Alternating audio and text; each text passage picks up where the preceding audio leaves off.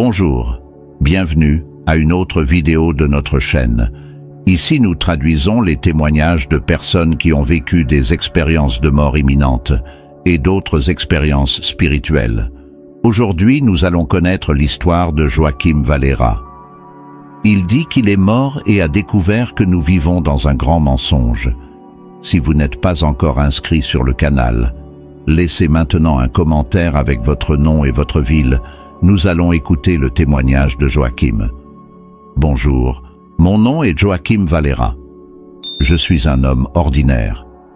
Vivant dans une ville comme toute autre, j'ai 42 ans, je travaille comme comptable dans une entreprise de taille moyenne et mène une vie que beaucoup considéreraient normale. Je suis marié depuis 15 ans avec Maria. J'ai une petite sœur nommée Laura et un chien nommé Rex, qui fait pratiquement partie de la famille. J'ai toujours été une personne sceptique, de ceux qui ne croient que ce qu'ils peuvent voir et toucher. Religion, spiritualité, vie après la mort. Rien de tout cela n'avait de sens pour moi. Je voyais la vie comme un cycle simple. Nous sommes nés, nous vivons et nous mourrons. Point final. Mais quelque chose est arrivé qui a complètement changé ma vision du monde. Ce fut une expérience qui m'a conduit à la limite entre la vie et la mort et m'a fait remettre en question tout ce que je pensais savoir sur la réalité. C'est de cela que je veux parler aujourd'hui. Ce n'est pas une histoire facile à raconter et je dois avouer que je suis encore en train de digérer beaucoup de ce qui s'est passé, mais je sens qu'il est important de partager car cela a fondamentalement changé qui je suis et comment je vois le monde autour de moi. Tout d'abord, je veux être clair que je ne suis pas le genre de personne qui cherche l'attention ou qui invente des histoires pour impressionner les autres.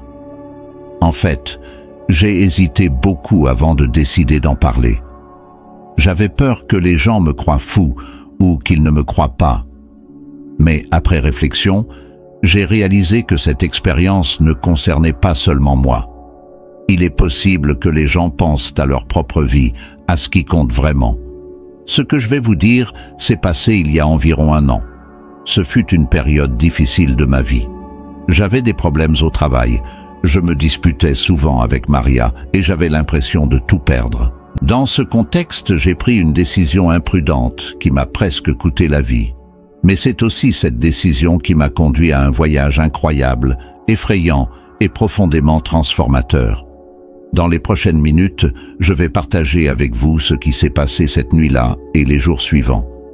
Je vais parler du tunnel sombre que j'ai traversé, de la lumière que j'ai trouvée, des vies passées que j'ai révérées et des vérités choquantes que j'ai découvertes sur notre existence. Ça peut paraître fou, je sais. Si quelqu'un m'avait dit quelque chose comme ça il y a 1 an, j'aurais ri et tourné le dos. Mais maintenant, après avoir vécu cela, je ne peux plus ignorer ou nier. Donc, si vous êtes prêts à écouter avec un esprit ouvert, je vous invite à embarquer sur ce voyage avec moi. Je ne suis pas ici pour convaincre ou prêcher une sorte de vérité absolue. Je suis ici seulement pour partager mon expérience et, qui sait, vous faire réfléchir un peu sur la nature de notre réalité. Commençons. Tout a commencé un vendredi soir. J'étais rentré chez moi après une journée particulièrement difficile au travail. Maria et moi nous étions disputés plus tôt cette semaine-là et la maison était très agitée. Je me sentais seul, fatigué et complètement désespéré. Cette nuit-là, j'ai fait quelque chose que je n'avais jamais fait auparavant. J'ai ouvert le placard de la salle de bain et pris un flacon de somnifère que le médecin avait prescrit à Maria il y a quelques mois. J'ai aussi pris des analgésiques puissants que j'avais l'habitude d'utiliser pour les maux de dos. Je suis donc allé au bar et j'ai pris une bouteille de whisky. Je sais ce que vous devez penser. Quelle folie, Joachim! Comment pouvez-vous faire quelque chose comme ça? Croyez-moi, je me pose la même question tous les jours. Mais à ce moment-là, je ne pensais pas vraiment. C'était comme si un nuage sombre avait envahi mon esprit. Je voulais juste que la douleur s'arrête, que le vide que je ressentais disparaisse. Je me suis assis sur le canapé du salon, j'ai mis une poignée de pilules dans ma main et j'ai commencé à les avaler avec de grandes gorgées de whisky.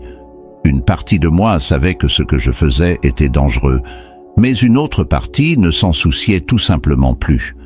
Je me souviens avoir pensé « Si je me réveille demain, c'est bien, sinon, eh bien, peut-être que c'est mieux ainsi ». Alors que l'alcool et les médicaments commençaient à faire effet, j'ai senti mon corps devenir lourd, ma vision s'estompait et mes pensées se sont mélangées. À un moment, je me suis évanoui sur le canapé. Ce qui s'est passé ensuite est un peu déroutant. Je me souviens de m'être réveillé au milieu de la nuit, ressentant une douleur terrible à la poitrine. Je ne pouvais pas respirer correctement. C'était comme si un éléphant était assis sur ma poitrine.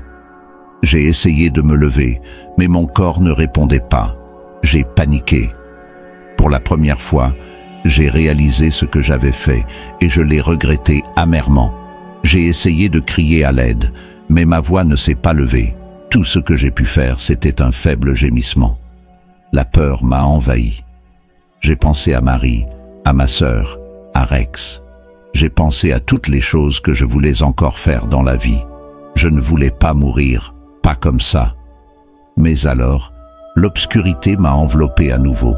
J'ai senti mon corps se détendre et ma conscience commencer à s'évanouir. C'est à ce moment que le véritable voyage a commencé. Soudain, je n'étais plus sur mon canapé. En fait, je n'étais plus nulle part où je pouvais reconnaître. Je me suis vu flotter dans un vaste et sombre vide, comme suspendu dans le vide, sans aucun point de référence. Peu à peu, j'ai commencé à réaliser que je bougeais. Ce n'était pas un mouvement physique comme nous sommes habitués, c'était plus comme si on était tiré par une chaîne invisible. C'est là que j'ai remarqué, j'étais dans un tunnel. Les murs de ce tunnel étaient étranges. Elles n'étaient pas solides comme les murs que nous connaissons. Elles ressemblaient à des substances visqueuses, comme de la boue liquide, une texture qui m'intriguait. C'était comme si on m'appelait, qu'on m'invitait à les toucher. Instinctivement, j'ai essayé d'atteindre le mur du tunnel. C'est là que j'ai eu le premier choc. Je n'avais pas de main. En fait, je n'avais aucun corps. C'était juste de la conscience, une conscience flottant dans cet espace étrange. Le temps semblait n'exister pas là. Je ne sais pas si j'ai été dans ce tunnel pendant des minutes, des heures ou des jours. Le sentiment était d'être hors du temps, dans une dimension complètement différente de notre réalité quotidienne. En passant par le tunnel, j'ai commencé à entendre des sons. Au début, ils n'étaient que des murmures lointains, impossibles à comprendre. Peu à peu, ils devinrent plus clairs. Il y avait des voix, des milliers d'entre elles, parlant toutes en même temps. Certaines semblaient crier de douleur, d'autres rire, certaines pleuraient. C'était une cacophonie d'émotions humaines. À un moment donné, j'ai reconnu une voix, la voix de mon père, qui était mort depuis quelques années. Il disait « Ce n'est pas encore ton heure, mon fils ». J'ai essayé de répondre, d'appeler pour lui, mais ma voix, si je n'en avais pas encore une, ne sortait pas. J'ai continué à avancer dans le tunnel. Les ténèbres étaient presque palpables, mais elles n'étaient pas effrayantes. Elles étaient accueillantes, comme si j'étais un utérus cosmique qui me transportait quelque part. Pendant que je flottais, j'ai commencé à avoir des flashbacks de ma vie. J'ai vu des scènes de mon mariage avec Maria. Je me suis souvenu du jour où nous avons adopté Rex. J'ai revu des moments de mon enfance. C'était comme si toute mon existence passait devant mes yeux, si j'avais encore des yeux à grande vitesse. C'est à ce moment que j'ai réalisé, cela doit être ce que les gens appellent une expérience de mort imminente. J'ai toujours pensé que c'était des histoires inventées, exagération de personnes cherchant l'attention. Mais me voilà, vivant quelque chose qui défiait tout ce que je croyais possible. En avançant dans le tunnel, j'ai commencé à ressentir un changement. L'obscurité semblait devenir moins dense. Au loin, très loin, j'ai commencé à percevoir un point de lumière. Comme je m'approchais du bout du tunnel, la lumière devenait de plus en plus intense. Ce n'était pas une lumière ordinaire, comme celle du soleil ou d'une lampe. C'était une lumière vivante, pulsée, qui semblait contenir toute l'énergie de l'univers. Mais le plus frappant était le contraste violent entre cette lumière et l'obscurité autour de moi.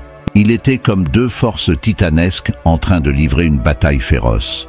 La lumière luttait pour s'étendre, tandis que l'obscurité résistait, essayant de l'avaler. À ce moment-là, j'étais pris d'une angoisse écrasante. 1000 questions me traversaient l'esprit. J'étais mort, j'étais au bord de la mort. Que se passerait-il si j'atteignais cette lumière? Et si les ténèbres gagnaient? La tension entre la lumière et l'obscurité reflétait une lutte existentielle en moi. D'un côté, il y avait le désir de vivre, de retourner à Marie, dans ma famille, dans ma vie. L'autre, il y avait une tentation étrange de se livrer à l'obscurité, d'abandonner tout. En observant cette bataille cosmique, j'ai commencé à réaliser que je n'étais pas seulement un spectateur. D'une certaine manière, je faisais partie de ce combat. Chaque pensée, chaque émotion semblait influencer l'équilibre entre la lumière et les ténèbres. Quand je me concentrais sur des souvenirs heureux, des moments d'amour et de joie, la lumière semblait gagner en force. Mais quand les pensées de désespoir et d'impuissance m'envahissaient, l'obscurité s'avançait. C'est à ce moment que j'ai compris. Cette bataille n'était pas seulement sur la vie et la mort, c'était sur le choix, mon choix. Je pouvais choisir la lumière ou l'obscurité. Je pouvais choisir de me battre ou d'abandonner. La réalisation de ce pouvoir de choix a été à la fois libérateur et effrayant. Libérateur parce que je me suis rendu compte que j'avais le contrôle de mon destin, même dans cette situation extrême.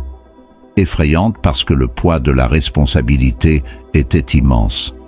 En réfléchissant à cela, j'ai remarqué que la lumière commençait à changer. Ce n'était plus seulement un point lointain. Il a commencé à s'étendre, à prendre forme. Et puis quelque chose d'incroyable est arrivé. Soudain, une petite sphère de lumière s'est séparée de la source principale et a commencé à flotter vers moi. Il était de la taille d'une balle de tennis, mais irradiait une énergie incroyable. Comme je m'approchais, j'ai senti une vague de chaleur m'envelopper, mais ce n'était pas une chaleur physique, c'était une chaleur émotionnelle, comme si elle était faite d'amour et de compassion pure.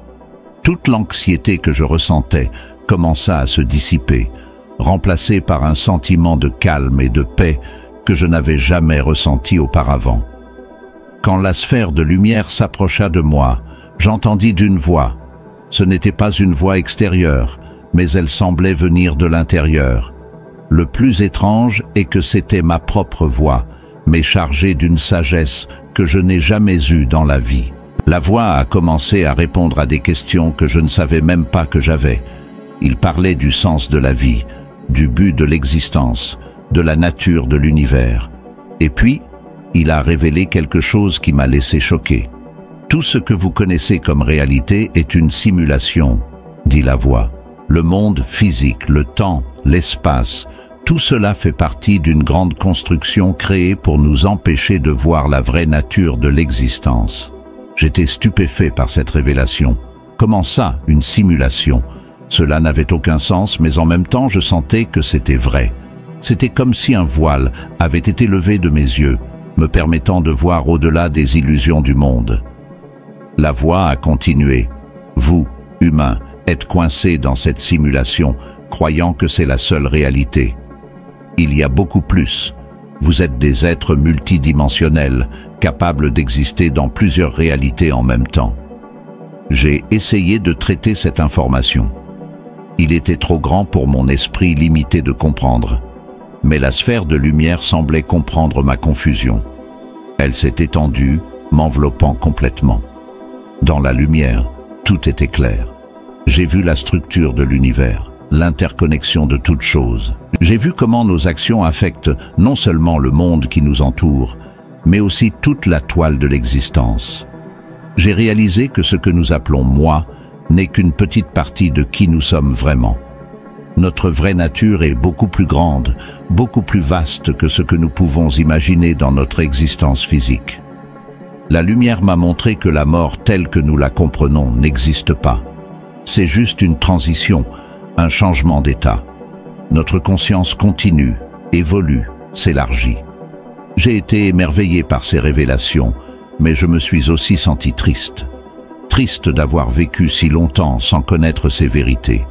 Triste d'avoir perdu tant de temps et d'énergie avec des choses que je voyais maintenant être complètement insignifiantes. La lumière m'a réconforté. Elle m'a montré que chaque expérience, chaque erreur, chaque moment de joie et de tristesse avait un but. Tout fait partie de notre croissance, de notre évolution en tant qu'être conscient. Puis, la lumière a commencé à se rétracter. J'ai senti que mon temps dans cet état était presque fini. Mais avant de partir, la voix me dit une dernière chose. Souviens-toi, Joachim, tu n'es pas seulement ce que tu penses être. Vous êtes beaucoup plus et avez le pouvoir de façonner votre réalité. Utilisez cette connaissance avec sagesse. Avec ces mots, la lumière s'est éteinte et je me suis retrouvé dans le tunnel sombre. Mais maintenant, je n'étais plus le même. Je portais avec moi une connaissance qui changerait ma vie. Après l'expérience avec la sphère de lumière, je me sentais différent. C'était comme si j'avais acquis une nouvelle perspective, une compréhension plus profonde de l'existence. Mais je n'ai pas eu beaucoup de temps pour réfléchir à cela, car j'ai été rapidement enveloppé par une nouvelle expérience. Soudain, toute ma vie a commencé à passer devant mes yeux. Ce n'était pas comme dans les films, où les scènes passent par l'esprit en flash. C'était beaucoup plus intense et détaillé. Je revivais chaque moment important de ma vie, mais pas seulement en tant qu'observateur. J'étais là, ressentant tout à nouveau. Je me suis vu comme un enfant, expérimentant la joie pure de jouer dans le parc avec mes parents. J'ai ressenti la nervosité de mon premier jour d'école, l'enthousiasme de mon premier baiser, l'excitation d'être approuvé à l'université. Mais ce n'était pas seulement les moments heureux. J'ai aussi revu les douleurs, les pertes, les moments de déception et de tristesse. Le plus impressionnant était que je ne revivais pas seulement mes propres émotions. Je pouvais sentir l'impact de mes actions sur la vie des autres. Quand j'étais gentil avec quelqu'un, je pouvais ressentir la gratitude et le réconfort que je lui procurais. Quand j'étais égoïste ou cruel, je ressentais la douleur et la peine que j'avais causée. J'ai vu le jour où je me suis disputé avec Marie et lui ai dit des mots durs qui l'ont profondément blessée. À ce moment-là, je n'avais pas réalisé combien je l'avais blessée, mais maintenant je pouvais sentir sa douleur, comme si elle était la mienne. C'était dévastateur. J'ai aussi vu des moments où j'ai fait de petits actes de bonté sans même m'en rendre compte. Une fois, j'ai aidé une vieille dame à traverser la rue. Cela semblait insignifiant à l'époque, mais maintenant je pouvais voir comment ce simple geste avait illuminé sa journée, lui donnant espoir en l'humanité. Cette revue de vie m'a montré à quel point nous sommes tous interconnectés. Chaque action, chaque mot a un impact qui va bien au-delà de ce que nous pouvons imaginer. J'ai vu comment une série d'événements se déroulait à partir de mes choix, affectant des gens que je ne connaissais même pas. Ce fut une expérience humiliante et éclairante. J'ai réalisé combien d'occasions de faire le bien que j'avais gaspillé, combien de fois j'avais agi par peur ou par égoïsme au lieu de l'amour et de la compassion. Mais ce n'était pas une expérience de jugement. Il n'y avait ni punition ni récompense. C'était simplement une opportunité d'apprendre, de comprendre les conséquences de mes actions d'une manière qui n'avait jamais été possible auparavant. À la fin de cette révision, je me suis senti émotionnellement épuisé, mais aussi profondément transformé. Il y avait une nouvelle appréciation de la vie, une nouvelle compréhension de la responsabilité qui vient avec chaque choix que nous faisons. Alors que cette expérience approchait de sa fin, j'ai ressenti un sentiment d'expansion, comme si ma conscience s'ouvrait, se préparant pour quelque chose de plus grand. Et c'est là que je suis entré dans la prochaine phase de mon voyage. Quand je pensais que rien d'autre ne pouvait me surprendre, j'ai été lancé dans une expérience encore plus extraordinaire. Soudain, je ne revis plus ma vie actuelle, mais plongeais dans des vies passées. La première scène que j'ai vue était celle d'une chambre d'hôtel. J'étais un homme d'âge moyen, portant un costume cher, assis sur le bord d'un lit. Je ressentais une tristesse accablante, un désespoir si profond qu'il semblait me consumer. Dans ma main, il y avait un revolver. Avec horreur, je réalisais ce qui allait se passer. J'essayais de crier et d'empêcher cet homme, qui était moi dans une autre vie, de se suicider. Mais il n'était qu'un observateur impuissant. Le coup de feu retentit dans la pièce et tout devint sombre. La scène changea. Maintenant, j'étais un baleinier au XIXe siècle. J'étais sur un bateau entouré par le vaste océan. J'ai senti l'odeur de la mer, entendu les cris des marins, vu moi-même harponnant des baleines, sentant un mélange d'excitation pour la chasse et une culpabilité profonde pour avoir pris la vie de ces créatures majestueuses. Cette vie s'est terminée sur une plage. J'étais un vieil homme, regardant la mer avec 2 enfants à mes côtés. J'ai ressenti un énorme poids dans mon cœur, un profond regret pour toutes les vies que j'avais prises, pour tous les dommages que j'avais causés à l'océan. J'ai regardé mes enfants et vu dans leurs yeux un mélange d'amour et de déception. J'ai réalisé que mes choix dans cette vie n'avaient pas seulement affecté moi, mais aussi ceux que j'aimais. Ces vies passées m'ont montré des modèles qui se répétaient dans chacune d'elles. J'ai vu que mes actions égoïstes ou irréfléchies avaient des conséquences qui allaient bien au-delà de ma propre existence. J'ai vu comment la douleur que j'ai causée dans une vie créait des cicatrices qui portaient à la suivante. Mais j'ai aussi vu des moments d'amour, de courage, de sacrifice. J'ai vu des vies où j'avais fait la différence, aidé les autres et quitté le monde un peu mieux que je ne l'avais trouvé. Cette expérience m'a fait comprendre que notre voyage est beaucoup plus long et complexe que nous l'imaginons. Nous ne sommes pas seulement le résultat de cette vie, mais la somme de nombreuses existences, chacune nous enseignant des leçons importantes. J'ai réalisé que la vie que je vis maintenant n'est qu'un chapitre dans une histoire beaucoup plus grande. Les difficultés que je rencontre, les relations que j'ai, même ma tendance à la dépression, tout cela a des racines plus profondes que ce que je pouvais imaginer. À la fin de ce voyage dans les vies passées, je me suis senti petit et immense. Petit devant l'immensité du temps et des expériences qu'il avait vécues. Immense par la conscience que je suis plus que ce corps, cette personnalité, cette vie. Je suis sorti de cette expérience avec une nouvelle compréhension de la responsabilité que nous avons. Chaque action, chaque choix n'affecte pas seulement cette vie, mais résonne à travers le temps, façonnant nos incarnations futures et les vies de ceux qui nous entourent. Avec cette nouvelle perspective, je savais que je devais changer. Je savais que je devais vivre selon les vérités que j'avais apprises.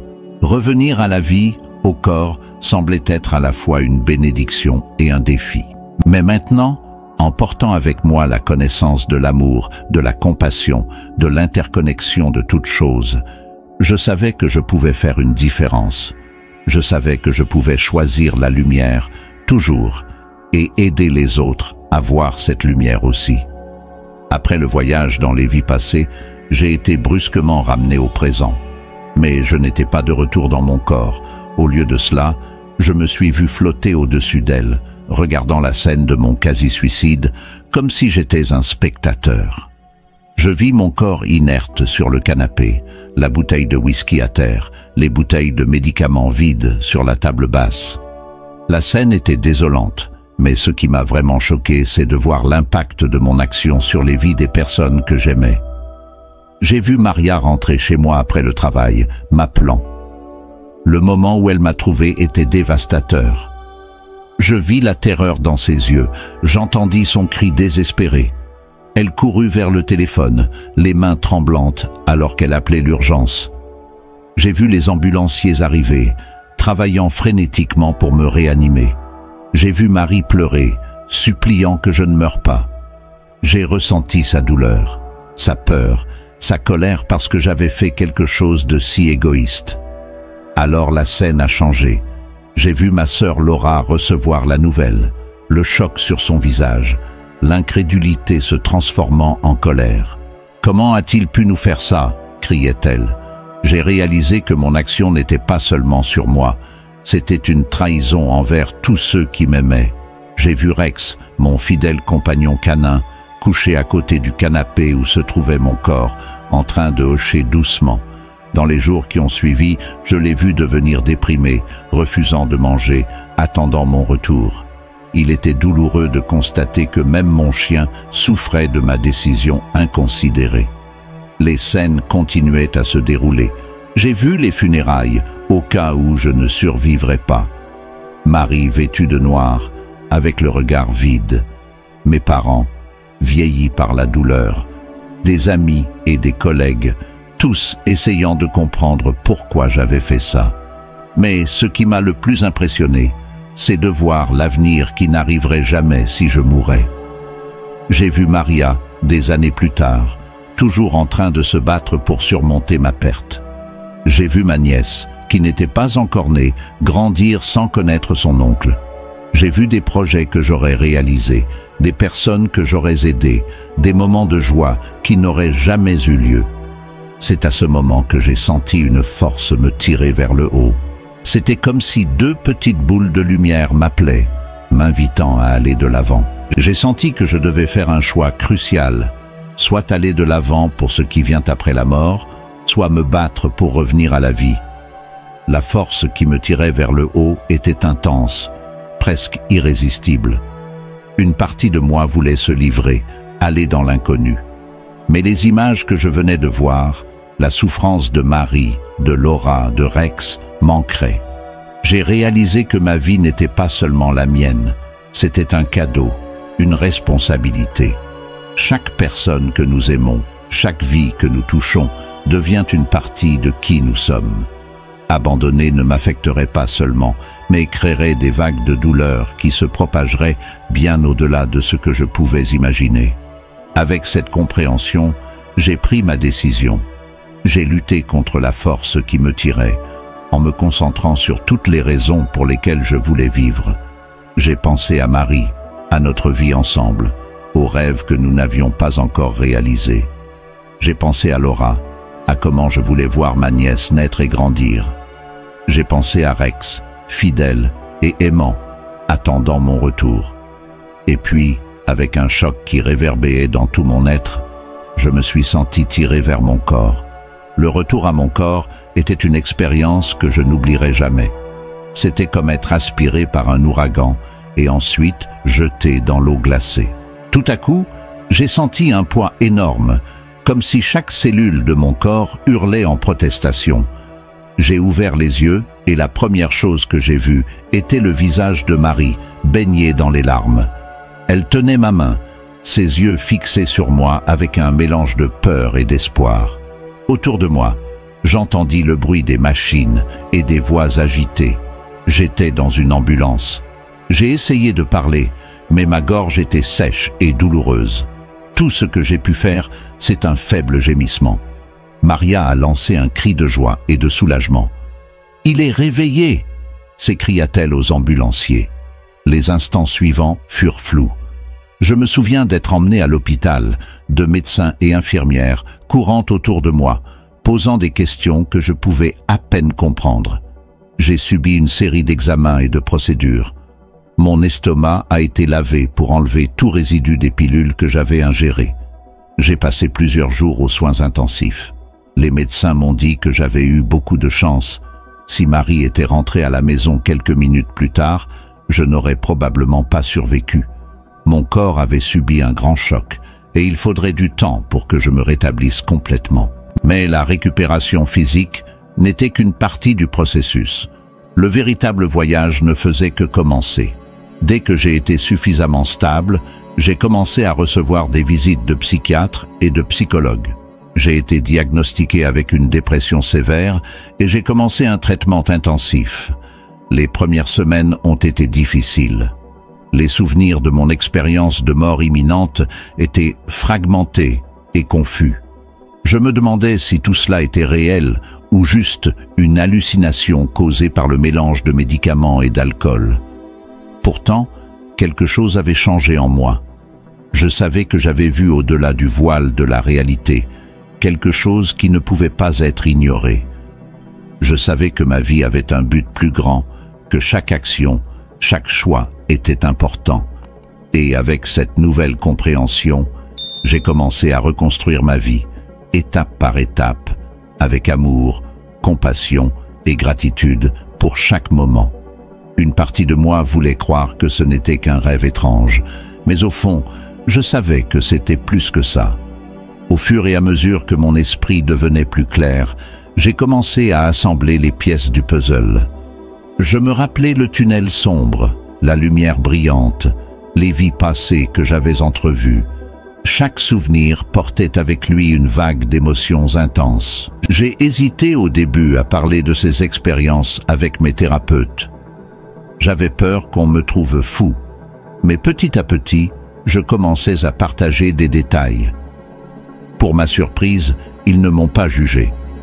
Au contraire, ils m'ont encouragé à explorer ces souvenirs dans le cadre du processus de guérison. Marie a été mon roc tout au long de cette période. Elle passa des heures à mes côtés à l'hôpital, écoutant patiemment pendant que je mettais en mots ce que j'avais vécu. Parfois, je pleurais sans raison apparente. D'autres fois, je restais silencieux, perdu dans mes pensées. Elle était là, à tout moment, me soutenant sans réserve. Ma sœur Laura était aussi une présence constante. Au début, elle était furieuse contre moi parce que j'avais essayé de prendre ma propre vie, mais avec le temps, sa colère s'est transformée en compréhension et soutien. Nos conversations m'ont aidé à assimiler beaucoup de choses que j'avais vécues. Au fur et à mesure que je récupérais physiquement, j'ai commencé à ressentir des changements profonds dans ma perspective de vie. Des choses qui semblaient si importantes auparavant, l'argent, le statut, la réussite professionnelle, semblaient maintenant insignifiantes par rapport à ce que j'avais vécu. J'ai commencé à apprécier davantage les petites choses, le sourire de Maria le matin, l'affection de Rex, le son de la pluie à la fenêtre. Chaque moment semblait précieux, chaque interaction avec une autre personne, une opportunité de faire la différence. Au fur et à mesure que les jours se transformaient en semaines et que les semaines devenaient en mois, je continuais mon voyage de récupération. Ce n'était pas un processus linéaire. Il y avait des jours difficiles, des moments de doute et de peur, mais il y avait aussi une nouvelle force en moi, une détermination qui naissait de la profonde compréhension que j'avais acquise. Je savais que j'avais une seconde chance et j'étais déterminé à ne pas la gâcher. Une année s'est écoulée depuis cette nuit fatidique et ma vie a changé de façon que je n'aurais jamais pu imaginer. L'expérience de mort imminente ne m'a pas donné de super-pouvoir ou de capacité spéciale, mais elle m'a donné quelque chose de beaucoup plus précieux, une nouvelle perspective sur la vie et l'existence. Avant, j'étais un sceptique invétéré. Je ne croyais en rien qui ne pouvait être prouvé scientifiquement. Dieu, la spiritualité, l'au-delà, tout cela n'était pour moi que fantaisie et superstition. Maintenant, bien que je ne sois pas devenu religieux dans le sens traditionnel du terme, j'ai une nouvelle appréciation de la dimension spirituelle de la vie. J'ai appris qu'il y a beaucoup plus dans l'univers que ce que nous pouvons voir ou comprendre avec nos sens limités. L'idée que nous vivons dans une simulation, que nous sommes plus que nos corps physiques, n'est plus quelque chose que je rejette immédiatement. Je garde un esprit ouvert, reconnaissant qu'il y a des mystères dans l'univers que la science ne peut pas encore expliquer. Ma relation avec Maria s'est approfondie de façon que je ne pensais pas possible. Nous avons traversé des moments difficiles après ma tentative de suicide, mais ensemble nous avons trouvé une nouvelle force. Nous apprécions maintenant chaque moment ensemble, conscients de la fragilité et de la préciosité de la vie. On m'a récemment offert un poste de chef de file dans le travail, non pas à cause de mon ambition, mais à cause de ma nouvelle approche plus équilibrée et plus compatissante. Ce fut un moment très émouvant de voir ma sœur, Laura, donner naissance à ma nièce. Tenir ce petit être dans mes bras m'a rappelé le don précieux qu'est la vie. J'ai commencé à pratiquer la méditation et la pleine conscience, des techniques qui m'aident à rester concentré et connecté au moment présent. J'ai aussi commencé à faire du bénévolat dans un refuge local, sentant le besoin de rendre et de faire une différence dans la vie des autres. Je ne vais pas mentir et dire que tout est parfait maintenant. J'ai encore de mauvais jours, des moments de doute et de peur. La dépression n'a pas disparu, mais j'ai maintenant de meilleurs outils pour y faire face. Je comprends que mes pensées et mes émotions ne me définissent pas. Elles sont juste une partie de qui je suis. L'une des leçons les plus importantes que j'ai apprises est que nous avons toujours le choix. Nous pouvons choisir comment nous réagissons aux circonstances de la vie, comment nous traitons les autres, comment nous vivons chaque jour. Cette compréhension m'a donné un sens de pouvoir et de responsabilité que je n'avais jamais eu auparavant. J'ai aussi commencé à percevoir plus clairement les mensonges et les illusions qui nous entourent dans ce monde. Je vois comment nous sommes souvent manipulés par les médias, la publicité, les systèmes politiques et économiques. Mais au lieu de me sentir désespéré ou cynique, cela me motive à vivre d'une manière plus authentique et consciente. Je ne sais pas ce que l'avenir réserve. Je n'ai pas toutes les réponses et j'apprends encore et grandis chaque jour.